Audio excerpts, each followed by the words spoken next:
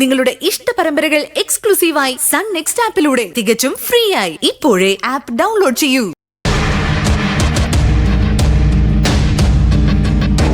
Anti,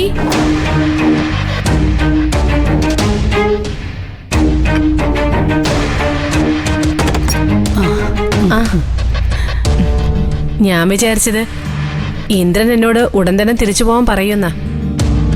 എന്നാ നമ്മുടെ plan എല്ലാം പൊളിഞ്ഞേനെ. ഞാൻ ഇവിടുന്ന് തിരിച്ചു പോയാ നാളെ രാവിലെ അവിടുന്ന് ഇറങ്ങി വരുന്നത് റിസ്ക് ഉള്ള കാര്യമാ. അതിനങ്ങോട്ട് പോകേണ്ടി വന്നില്ലല്ലോ. വീടിന്റെ ഒരു താക്കോല് നിന്റെ കയ്യിൽ കിട്ടിയ സ്ഥിതിക്ക് ഇനി എപ്പോ വേണമെങ്കിലും നിനക്ക് ആ വീട്ടിലോട്ട് കയറി ചെല്ലാന്നുള്ള കാര്യം ഇന്ദ്രനും അറിയാലോ. എന്നാലും ഞാൻ ഇവിടെ താമസിക്കുന്നതില് ഇന്ദ്രന് നല്ല ടെൻഷനുണ്ട്. ഞാൻ പോണമെന്ന് അവൻ നിർബന്ധം പിടിച്ചാ എനിക്ക് പോയല്ലേ പറ്റുമല്ലേ. അപ്പൊ നിനക്ക് എന്നെ അത്ര വിശ്വാസമില്ല ഹർഷേ? നീ ഇന്ന് പോകുന്നില്ലെന്ന് ഞാൻ പറഞ്ഞാലേ ഇന്ദ്രൻ നിന്നെ പറഞ്ഞു വിടുന്നു നിനക്ക് തോന്നുന്നുണ്ടോ? അതില്ല. അപ്പൊ ആന്റി ഇന്ദ്രനോട് നേരത്തെ പറഞ്ഞിരുന്നല്ലേ ഹർഷ ഇന്നും കൂടെ ഇവിടെ കാണുമെന്ന്? അതെ. ദേ, ഈ കുടുംബത്തിന്റെ നന്മയ്ക്ക് വേണ്ടിട്ടേ ചില വഴിപാടുകളൊക്കെ നടത്താൻ പോവല്ലേ നമ്മള്. സത്യൻ എന്തായാലും പിണങ്ങിപ്പോയി. സോനെ ഈ വിവരങ്ങളൊക്കെ അറിഞ്ഞു കാണും. അപ്പൊ പിന്നെ ഹർഷ ഇന്ന് തിരിച്ചു പോയാലും 2 ദിവസം കഴിഞ്ഞ് തിരിച്ചു പോയാലും ഒക്കെ ഒരുപോലെയാണെന്ന് അവന് തോന്നിക്കാണും. അങ്ങനെ കുറച്ച് ദിവസം കൂടി ഇന്ദ്രൻ എനിക്ക് നീട്ടി തന്നിരുന്നെങ്കിൽ നന്നായിരുന്നു. ഈ വീട്ടിലെ അമ്മയുടെയും മകന്റെയും കൂടെ എന്നും ജീവിക്കാൻ കഴിഞ്ഞെങ്കിലും നാശിച്ചു പോവാ ഞാൻ. വരട്ടെ ഹർഷേ. ദേ, എല്ലാത്തിനും അതിൻ്റെതായ ഒരു സമയമുണ്ട്. അതുവരെ നീ ഒന്ന് ക്ഷമിക്കേ. നാളെ നമ്മൾ ചെയ്യാൻ പോകുന്ന കാര്യം വിജയിക്കുകയാണെങ്കിൽ നിന്റെ ആഗ്രഹങ്ങളൊക്കെ എളുപ്പം സാധിക്കും. ഈ സുശീല സാധിപ്പിച്ചു തരും. അത് പോരെ? മതി മതി. നാളത്തെ കാര്യം മാത്രമല്ല, നമ്മള് ഇനി പ്ലാൻ ചെയ്യാൻ പോകുന്ന കാര്യങ്ങളെല്ലാം വിജയിക്കും. ഞാനേ ഇനി കിച്ചണിൽ കയറി എന്തെങ്കിലുമൊക്കെ ഉണ്ടാക്കട്ടെ.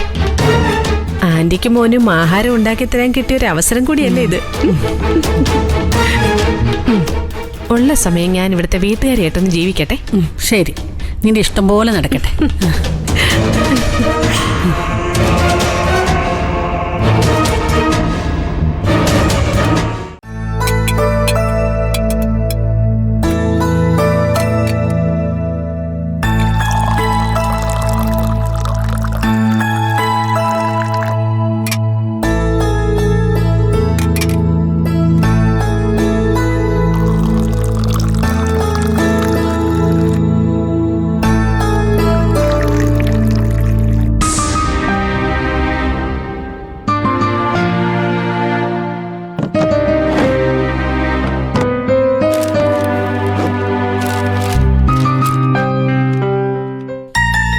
ധനേട്ടാ, ദാ ചായ എടുത്തു.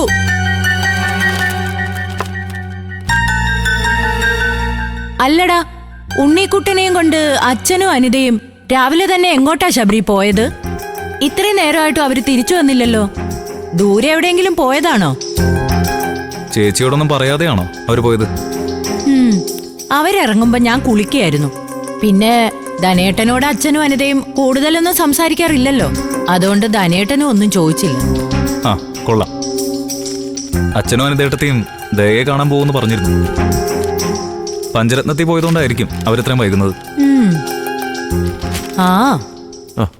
അച്ഛനും അനിതയും ഇത്രയും ദൂരം അവിടെ പോയി അവളെ കാണേണ്ട കാര്യം എന്താ?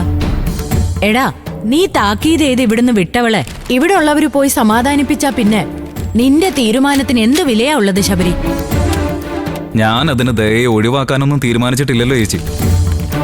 ദയ ഇപ്പോഴും എന്റെ ഭാര്യ തന്നെയാ. അതുകൊണ്ട് അച്ഛനും അനിതേട്ടത്തെയും അവളെ കാണാൻ പോയതിൽ യാതൊരു തെറ്റുമില്ല. അല്ലെങ്കിലും ശബരി ഒരു നെഞ്ചുറപ്പില്ലാത്തവനാ വാസന്തി. ദയ ഇതിലും വലിയ തെറ്റ് ചെയ്താലും ഇവൻ അവനെ പോയി തിരിച്ചു വിളിച്ചുകൊണ്ടുവരുന്ന എനിക്കറിയാം. അല്ല, ദയ പോയതിന്റെ സങ്കടത്തിലേ ഇവൻ മദ്യപാനി വരെ ആയില്ലേ എന്റെ വാസന്തി. അപ്പൊ പിന്നെ അച്ഛൻ പോയി അവളെ കൂട്ടിക്കൊണ്ടുവരാതിരിക്കോ? അളിയന്റെ അച്ഛൻ മരുമകളെ വിളിച്ചോണ്ടുപോകാൻ വരാത്തോണ്ടായിരിക്കും അളിയൻ ഇവിടെ വന്ന് അട്ടിപ്പേർ കിടക്കുന്നതല്ലേ. അത്രയ്ക്ക് നെഞ്ചുറപ്പില്ലായ്മേ ഞാൻ എന്തായാലും കാണിക്കില്ല.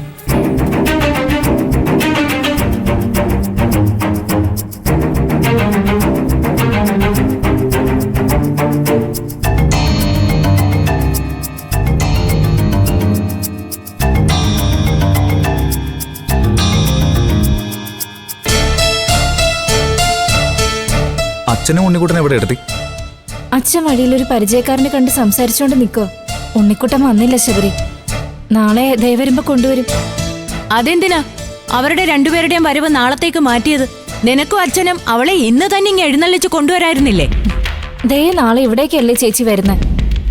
അനുപമയ്ക്ക് വേണ്ടി അനന്തമാഷ് വാങ്ങുന്ന വീടിന്റെ രജിസ്ട്രേഷന് അദ്ദേഹം വരുമ്പോ ദയ കൂടെ വരുന്നേ ഉള്ളൂ. കുറച്ചു ദിവസം അവരെല്ലാവരും ഇവിടെ കാണും ശബരി. നിനക്ക് മോനെ കാണണമെന്ന് തോന്നുമ്പോ ആരെങ്കിലും ഒന്ന് വിളിച്ചാ മതി. അവരാരെങ്കിലും മോനെ അപ്പൊ തന്നെ ഇവിടെ കൊണ്ടുവന്നാക്കും. അനിത അവിടെ നിന്നെ. എന്താ ചേച്ചി? നിങ്ങൾ അതിങ്ങ് എടുത്തോണ്ട് വന്നേട്ടാ. തൊണ്ടി മുതൽ കാണിച്ചു കൊടുത്ത് ചോദിച്ചാലേ ഇവള് സത്യം പറയും. നീ എന്നു മുതലാടി കുടുംബത്തുനിന്ന് മോഷണം തുടങ്ങിയത്? മോഷണം തുടങ്ങിയെന്നോ? ചേച്ചി വെറുതെ അനാവശ്യം പറയാൻ നിൽക്കല്ലേ. അനിതേട്ടത്തി നിങ്ങളുടെ എന്താ മോഷ്ടിച്ചത്? അനിതയെ പറയുമ്പോഴേ ഇനി നിനക്ക് പൊള്ളിട്ട് യാതൊരു കാര്യമില്ല ശബരി. ഇത് കണ്ടോ, വാസന്തിയുടെ ഈ ആഭരണം ഇവള് മോഷ്ടിച്ച് ഇവളുടെ അലമാരയിൽ ഒളിപ്പിച്ചു വെച്ചിരിക്കുകയായിരുന്നു. നീ എന്താടി വിചാരിച്ചേ ഞങ്ങൾ ഇത് കണ്ടുപിടിക്കില്ലെന്നോ? നീ എന്റെ മുറി കയറി എന്റെ സ്വർണം മോഷ്ടിക്കാൻ നിനക്ക് എങ്ങനെ ധൈര്യം ഉണ്ടായെന്ന്? ചേച്ചി ഞാൻ ആരുടെ ഒന്നും മോഷ്ടിച്ചിട്ടൊന്നുമില്ല. പിന്നെ ഇതെങ്ങനെയാടി നിന്റെ മുറിയിലെ അലമാരയിൽ വന്നത്? എനിക്കറിയില്ല. നിങ്ങൾ ഇത് അവിടുന്ന് തന്നെ എടുത്തെന്ന് എന്താ ഉറപ്പ്? എടി ഉറപ്പുണ്ടടി. നീ വാ, കാണിച്ചു തരാം. വാ വാ ഇങ്ങോട്ട്. ചേച്ചി. വാടി. എന്തേ കാണിക്കുന്നെ? മര്യാദയ്ക്ക് നീ ഇങ്ങോട്ട് വാ. ചേച്ചി. ഞാൻ കാണിച്ചു ശബരി, തരാം. നീ ചെല്ല്. എന്റെ സ്വന്തം ആളല്ലേ, പോയി കാണും. ചേച്ചി വിട്. വാടി ഇങ്ങോട്ട്. നോക്കിത്. ഈ അലമാര തുറന്ന് ഇതിന്റെ ഉള്ളിന്നാ ഞങ്ങൾ ആഭരണങ്ങൾ എടുത്തത്. ഇതിന്റെ ഉള്ളില് നീ എങ്ങനെയാടി ഒളിപ്പിച്ചു വെച്ചത്? അത് എന്റെ മുഖത്ത് നോക്കി പറയാൻ പറ്റുമോ നിനക്ക്? ചേച്ചി കണ്ടില്ലേടാ, കണ്ടില്ലേ കള്ളി മുഖം കുനിച്ച് നിൽക്കുന്നത്? ഇനി ഇവളെ ഈ വീട്ടിൽ വെച്ച് പൊറുപ്പിക്കാൻ പറ്റില്ല.